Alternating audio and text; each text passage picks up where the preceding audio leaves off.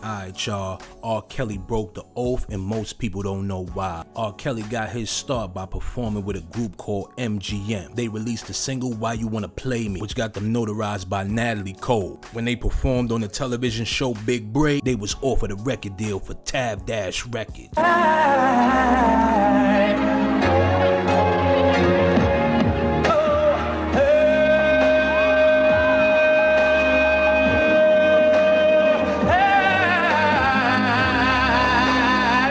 R. Kelly went on to do his solo thing and signed with Jive Records in 1991. He hit the top charts with his first single, Honey Love, featuring the group Public Announcement.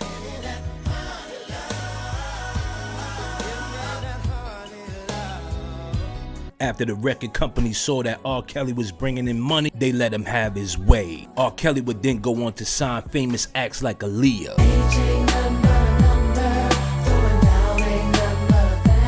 He brought Aaliyah into the industry as his girlfriend and protege. Everybody seems to think that y'all are either girlfriend or boyfriend or cousins or friends. let's just get the record straight. I better go get me a white Jeep. Well, no, we're not related at all. No, we're not. We're just very close. He's my best friend. Yeah, cool. Now, who found her? In the whole wide world. I found Leah.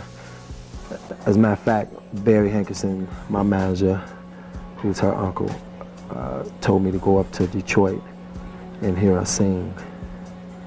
Once I got up to Detroit, I didn't have to hear her sing because she was glowing. By 1996, R. Kelly was on top of the world. He had hits like Down Low, I Believe I Can Fly, and You Remind Me. It wasn't until R. Kelly linked up with Jay-Z. This is when things got strange. A woman by the name of Tiffany Hawkins accused R. Kelly of doing some heinous thing. He would record it and then have it on tape for the world to see. When Jay-Z found this news out, he canceled their tour Best of Both Worlds. I'm like, what's going on? I asked the guy, Randy Bazzelli, what's happening?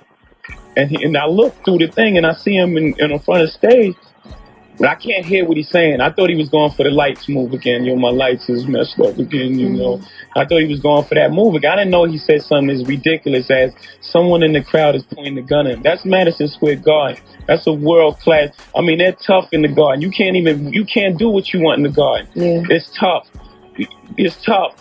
No, I don't want to put Puff out there, but he had a tough time getting backstage. It's a tough thing. So imagine that. You cannot get a gun in Madison Square Garden. Are you crazy?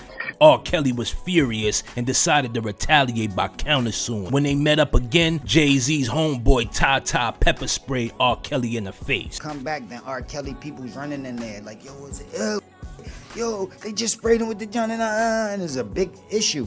This one, R. Kelly got sprayed with the mace or the pepper spray or something. It was a big issue.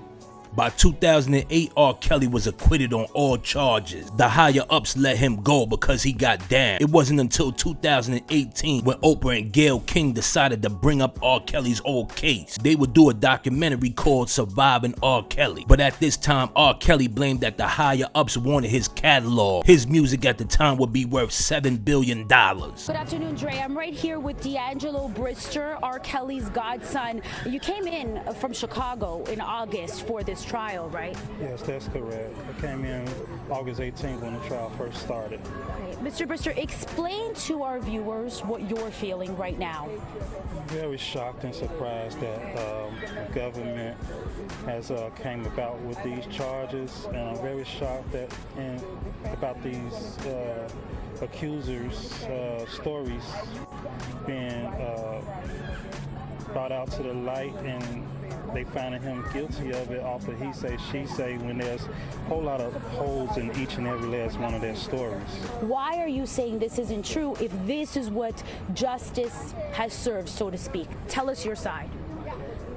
Because I believe that it was all a plan from the beginning. The government knew what they was going to do, and Sony knew what they was going to do, and Sony wanted to push the narrative out to the media, to the world about him doing this so that they can keep his $1 billion that they owed him. when he asked for it, and then when he went to go ask for his $1 billion, when he went to go ask for his $1 billion from the industry, then all of a sudden all these allegations came about, and then they started investing into things to destroy his name. If you Google search his name, you see all these bad things. When you are a famous music person, whether it be rap or whatever, this is how we get our money. But listen to me, man. If your catalog is worth something, something gonna happen to you. And you can do the research. After it was all said and done, they ramshacked R. Kelly's house to get his music. I'm at my house right now in Atlanta, where they basically done clean out my whole house. My living room.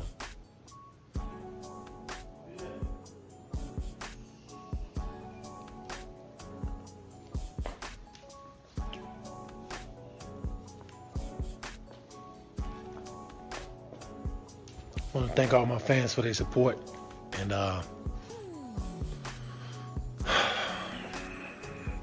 it's what happens when you get, well, let people too close to you.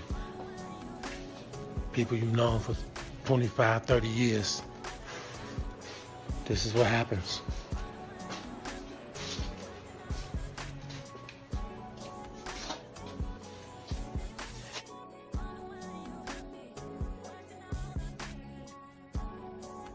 By 2019, R. Kelly was arrested on all charges. A man by the name of Ronnie Bo was an inmate along with R. Kelly. He talked about how the music business took everything from him and blamed it on the Illuminati. But my thing was, look, I'm not judging because I know how they do powerful black men. So I asked him about the shit with Jay-Z. And just to sum it up, man, like he basically was saying, you know, Jay-Z with that organization. You know what I mean? Jay-Z, some people say shit about Illuminati. You know, Illuminati is up here, but they got organizations under them who running the music industry. So I want to say Jay-Z with the Illuminati, because I don't know if he that powerful yet, but I believe what Kel's told me as far as niggas like Jay-Z fuck with them. You know what I'm saying? And like Tory Lanez daddy had just came out when they convicted him for this shit with Megan Thee Stallion. And he basically said Jay-Z got these young artists selling their souls. And hearing that and hearing the shit that R. Kelly was saying about Jay-Z is like damn, is that shit true? You know, Jay-Z probably my favorite rap artist. I like him too, but for me it's about being 100, you know what I'm saying? I don't give a fuck how much money you got or how everybody else on your dick. If you ain't 100 based on my principles and standards, then you fuck you know what I mean? So I took R. Kelly's side because I believe what he was saying, even with the shit with Aaliyah. You know what I'm saying? You gotta think about this. Everybody bashing him about fucking with Aaliyah when she was young. But then you gotta think about Jay-Z was fucking with Foxy Brown when she was the exact same age. So why ain't nobody say nothing about that? You know what I mean? But since then, they have been starving R. Kelly and not giving him his medicine in jail. Breaking news this morning concerning R&B singer and convicted felon R. Kelly. Take a look at this post on X, courtesy of TMZ, in which they say that R. Kelly was reportedly rushed to the hospital from an overdose of medications in prison. TMZ also releasing an article. I do want to read you some of the reports that they have already issued here, as R. Kelly, TMZ says, is doubling down on his claim that his life is in grave danger in prison, now alleging the Bureau of Prison staff at his federal center in North Carolina purposefully gave him too much medication, causing an overdose that left him hospitalized. Let me know what y'all think. Do y'all think R. Kelly broke the oath? Leave your comments below.